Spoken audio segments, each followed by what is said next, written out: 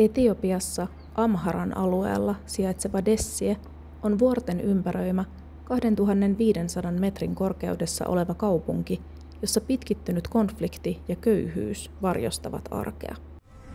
Lähetysseura tukee Dessiessä erityisesti vähävaraisten ja vammaisten lasten hyvinvointia, sillä he ovat kaikkein haavoittuvimmassa asemassa väkivaltaisuuksien keskellä. Dessien vammaisten lasten kuntoutuskeskus on ollut merkittävä tuki alueen perheille. Se rakennettiin alun perin AIDS-orvoille lapsille, mutta on sittemmin avattu vammaisille lapsille. Kuntoutuksen ohella lapset saavat keskuksissa ruokaa sekä tilan ja ystäviä, joiden kanssa leikkiä ja olla lapsia.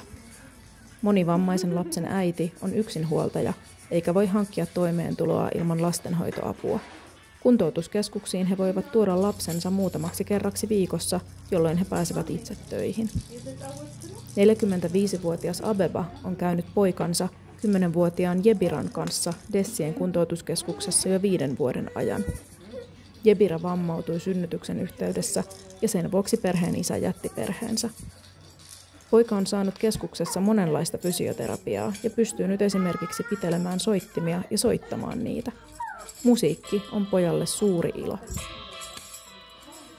Kuntoutuskeskus toimii Etiopian luterilaisen Mekane Jeesus-kirkon kehitys- ja sosiaalipalvelujen alaisuudessa.